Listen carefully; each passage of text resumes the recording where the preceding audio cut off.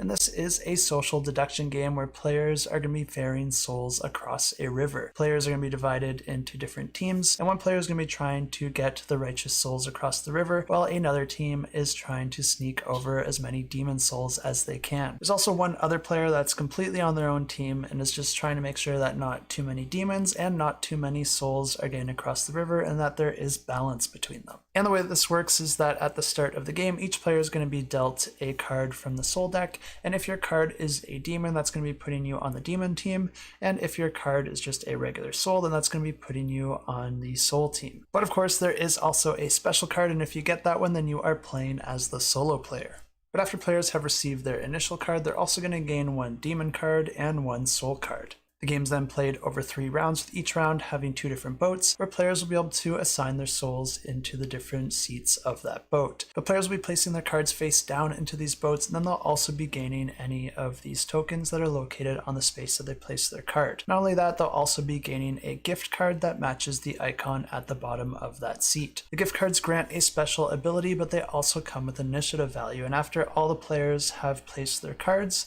they'll then be able to resolve their gifts, doing them in initiative order. And there's all sorts of different abilities here, but they can do different things like give you knowledge as to which cards are where by allowing you to look at them secretly or reveal one to all players, and they can even give you different actions like swapping different souls across the boats. And players are allowed to share as much or as little information as they like, and they can also lie if they want to bluff to the other players. Once all the players have performed the abilities on their cards, players are then going to move into the following phase where they're able to vote on which of these 2 boats they're going to allow to cross the river, while the other one gets discarded into oblivion. To do this, players are going to be putting the Raven or the Wolf token into their hand in secret and then adding as many voice tokens as they like, adding more influence to their vote. Players then reveal their hands all at once, and then whichever boat gets the most votes is going to be the one to move across the river. As I said, this continues for 3 rounds with only one of the 2 boats moving forward, so that means at the end of the game you're going to have 3 boats that have made it to the other side of the river. And it's at this point in the game that any of the passengers that haven't already been revealed by a special ability are now going to be revealed. So you'll just go ahead and reveal every single passenger across all 3 boats. And then each team is going to be gaining points based on their asymmetrical scoring objectives. For the team that was trying to ferry over the regular souls, you're going to be getting a point for each one of those cards,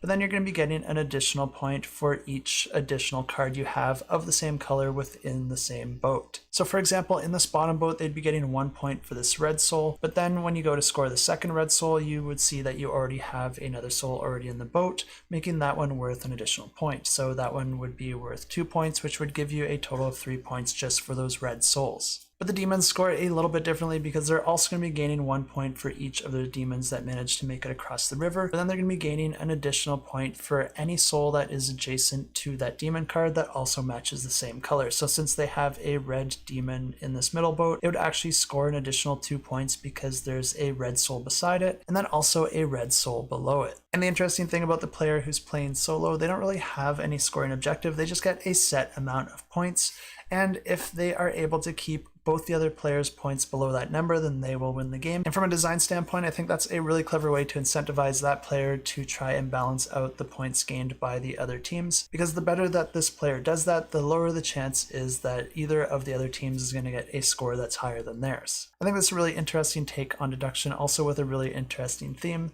So if that's enough to interest you, you can find links to this campaign in the description below.